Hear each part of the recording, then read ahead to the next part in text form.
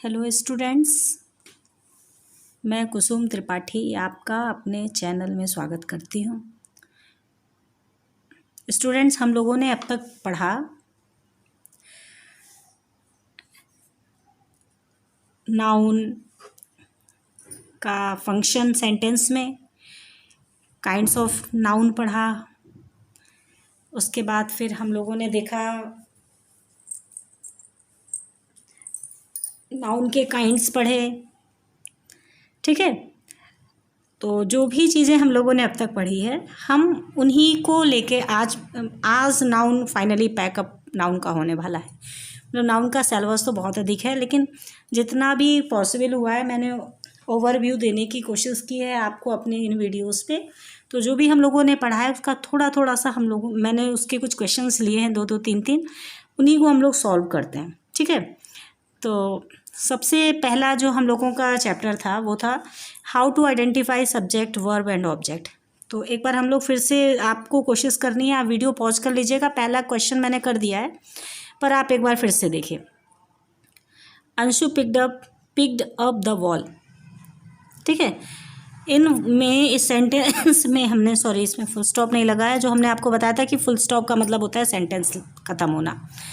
तो Anshu picked up the ball, तो वो पिक है उसी, क्योंकि कैसे पता चला कि तीनों वर्ड्स में से जो 4 वर्ड्स हैं उनमें से वर्ब कौन सी है?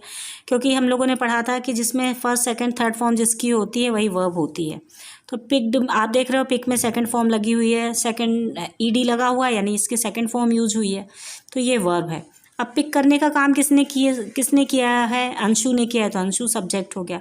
फिर पिक्ड अप व्हाट, क्या पिकअप किया? बॉल, तो ये ऑब्जेक्ट हो गया। तो अब जो बाकी के क्वेश्चंस हैं, आप थोड़ी देर वीडियो पॉज करके इन क्वेश्चंस को करिए। होप आपने जो है इन क्वेश्चंस को अटेंड करने की कोशिश की होगी। इन क्वेश्चंस को खुद से करने की कोशिश कीजिए। अगर मैं तो कर ही रही हूँ, पर आप भी कोशिश कीजिए, जिससे कि ये पता चल सके कि आप मेरे वीडियो से कितना सीख पाए।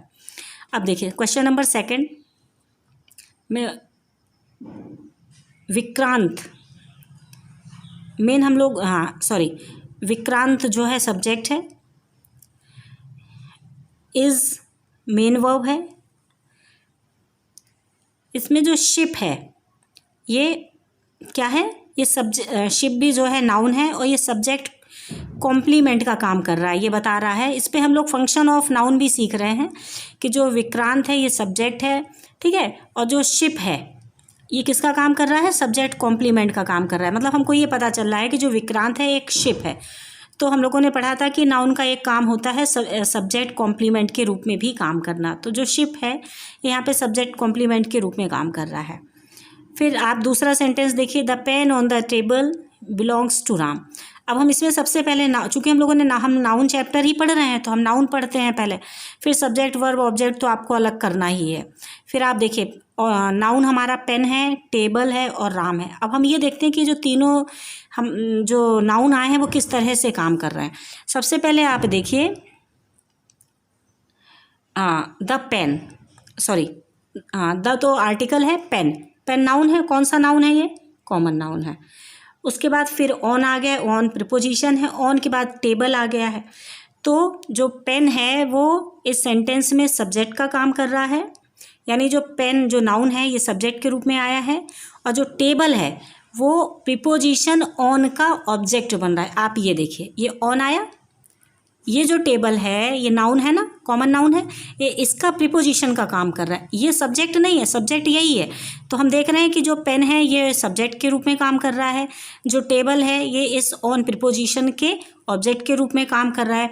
फिर आप देखिए, फिर बिलोंग्स वो वर्ब ही है, उसके बाद टू के बाद फिर राम आ गया। तो राम क्या है? प्रॉपर नाउन है। तो राम जो है, अब राम किसकी तरीके से काम कर रहा है? राम जो है जो टू प्रीपोजिशन आया है उसके ऑब्जेक्ट के रूप में काम कर रहा है। तो हम लोगों ने क्वेश्चन नंबर 3 में देखा कि पेन जो है एज अ सब्जेक्ट काम कर रहा है, जो टेबल है वो as a preposition of object काम कर रहा है, जो राम है वो भी प्रीपोजिशन ऑफ ऑब्जेक्ट काम कर रहा है। अब हम क्वेश्चन नंबर 4 को देखते हैं। London is the capital of England. अब आप देखो, इस वर्ब है, मेन वर्ब है, क्योंकि इसके बाद कोई हेल्पिंग वर्ब नहीं आई है। लंदन जो है क्या है? एक सिटी का नेम है ना। तो लंदन जो है सब्जेक्ट का काम कर रहा है, उसके बाद फिर है कैपिटल ऑफ इंग्लैंड। कैपिटल क्या है? कैपिटल भी नाउन है ना, और इंग्लैंड क्या है? इंग्लैंड भी जो है एक कंट्री का नेम है। तो इंग्लैंड जो ऑफ है, ऑफ के बाद जो नाउन आया है ये क्या हो गया? Preposition of object of preposition. जो इंग्लैंड है वो जो ऑफ प्रीपोजिशन है उसके ऑब्जेक्ट के रूप में काम कर रहा है। और जो कैपिटल आया है वो किसके रूप में आया है? वो सब्जेक्ट कॉम्प्लीमेंट के रूप में आया है। यानी कि जो वर्ड कैपिटल आया है वो ये बता रहा है कि जो लंदन है वो एक कैपिटल है, और जो इंग्लैंड है वो ऑफ प्रीपोजिशन की ऑब्जेक्ट के रूप में काम कर रही है। तो इस क्वेश्चन नंबर 4 में 3 नाउन है, तीनों के काम क्लियर हुए कि ये तीनों किस रूप में आए हैं। अच्छा, इनका सब्जेक्ट, ऑब्जेक्ट और वर्ब अब आप पहचानिए, क्योंकि ये बहुत कठिन नहीं है। फिर है switch on the fan and close the door. सबसे पहले हम इसमें नाउन ढूंढते हैं कि नाउन हमारे कहाँ पे। आप देख रहे हो ये फैन नाउन है, ये डोर नाउन है। 2 नाउन आए हैं, टोटल 2 नाउन आए हैं ना। तो अब आप देखो स्विच क्या है? ये वर्ब हो गया, स्विच ऑन द फैन। तो जो फैन है ये स्विच ऑन का क्या है? ऑब्जेक्ट है। Switch on what? क्या चीज़ चालू करनी है, क्या चीज़ ऑन करनी है? फैन। तो ये तो ऑब्जेक्ट के रूप में आ गया, फैन ऑब्जेक्ट के रूप में आ गया है। फिर एंड लगा है, एंड कंजक्शन है। फिर क्लोज, फिर से वर्ब आ गई है। तो जो द डोर है, क्लोज व्हाट? क्या बंद करना है? दरवाज़ा बंद करना है। जो डोर आया है वो क्लोज जो वर्ब आई है उसके ऑब्जेक्ट का काम कर रहा है। तो होप आपको इस प्रैक्टिस सेट का जो पहला सेट था उसमें आपको समझ में आ गया होगा। पहले में हम लोगों ने देखा कैसे सब्जेक्ट वर्ब ऑब्जेक्ट पहचानते हैं। जो बाकी के 4 सेंटेंस हैं आप खुद से सब्जेक्ट वर्ब ऑब्जेक्ट अलग कीजिए इनका। उसके बाद फिर हमने आपको ये एक्सप्लेन कर दिया है कि इस पूरे सेंटेंसेस में जब भी नाउन दिख रहा है, जहाँ पे भी नाउन दिख रहा है, वो किस तरह से काम कर रहा है। क्योंकि हम लोगों ने स्टार्टिंग में ही पढ़ लिया था, जब उसका चैप्टर आया था तो हम लोगों ने पढ़ा था कि नाउन सेंटेंस में 5 तरीके से काम करता हुआ दिखाई दे रहा है। तो इन 5 सेंटेंसेस में नाउन जहाँ पे जिस रूप में आया है उसके जो फंक्शंस हैं वो किस रूप में काम कर रहा है वो मैंने एक्सप्लेन कर दिया। ठीक है, तो होप आपको समझ में आया होगा। अब हम लोग नेक्स्ट प्रैक्टिस पे चलते हैं। तो अब हम आते हैं नेक्स्ट प्रैक्टिस पे, करेक्ट द सेंटेंस। अब हमको सेंटेंस करेक्शन करना है। एक बार आप खुद से कोशिश कीजिए सेंटेंस करेक्ट करने की। देखिए जहाँ पे करेक्शन रिक्वायर्ड है वहाँ पे मैंने अंडरलाइन किया हुआ है। देखिए, she is carrying on her head a bunch of sticks. अब बंच ऑफ स्टिक्स होता है या बंडल ऑफ स्टिक्स होता है? तो बंच की जगह पे बंडल का यूज हो जाएगा। फिर है a herd of sheep was grazing in the field. A herd of ये कलेक्टिव नाउन का एग्जाम्पल है। ठीक है, ये कलेक्टिव नाउन का एग्जाम्पल है, पहला वाला भी और सेकंड वाला भी। A herd of sheep, heard नहीं होता है, फ्लॉक ऑफ शीप होता है। तो हर्ड की जगह पे अ फ्लॉक ऑफ शीप हो जाएगा। थर्ड वाले में देखिए एन असेंबली ऑफ म्यूजिशियंस केम। तो जो म्यूजिशियंस होता है उनका बैंड होता है, ठीक है, उनका ग्रुप होता है, तो बैंड ऑफ म्यूजिशियंस होगा। ये क्लियर होगा। फिर है a fleet of ships are. ये मैंने सब्जेक्ट और वर्ब एग्रीमेंट से लिया। हमने आपको बताया था कि जो कलेक्टिव नाउन्स होते हैं ये किसी एक ही एलिमेंट, किसी एक ही यूनिट को रिप्रेजेंट करते हैं। तो ये रिफ़र तो करता है प्लूरल नंबर में, कई जहाज, लेकिन उनको ओवरऑल जो है हम एक ही जो है यूनिट में रिप्रेजेंट करते हैं। तो अ फ्लीट ऑफ शिप्स इज़ होगा, आर नहीं होगा। फिर सेम सेकंड वाले में भी यही है, अ फ्लॉक ऑफ शिप वर नहीं होगा, वॉज होगा। क्यों? भेड़ों का झुंड, झुंड में भले 200 भेड़ हों, 200 हों शीप हों, लेकिन उनको हम जब उनके साथ जो वर्ब यूज करेंगे वो सिंगुलर नंबर की ही यूज़ करेंगे। Thank you students. अब देखिए फाइंड आउट एरर। ये आपके जो मैंने एग्जांपल्स लिए हैं ये लूसेंट की जो कॉम्पिटिटिव की बुक्स है उसी के एग्जांपल्स हैं, सारे एग्जांपल उसी से लिए हैं। ठीक है, अब आप देखिए फाइंड आउट। इससे पहले वाला जो क्वेश्चन था वो क्लास 9, 10, 11 तक आता है करेक्शन करने के लिए। जो एडिट वाला आपका क्वेश्चन आता है वो ऐसा ही रहता है, थोड़ा उसका फॉर्मेट अलग रहता है, पर क्वेश्चन का जो नेचर होता है, जो रिप्रेजेंटेशन होता है वो इसी प्रकार से होता है, बस थोड़ा फॉर्मेट चेंज होता है। अब आप देखिए फाइंड आउट एरर। ठीक है, अब आपको एक सेंटेंस दिख रहा है, सेंटेंसेस पार्ट में डिवाइड है, इनमें एरर आपको फाइंड आउट करना है। He saw a crew of ships in the harbour.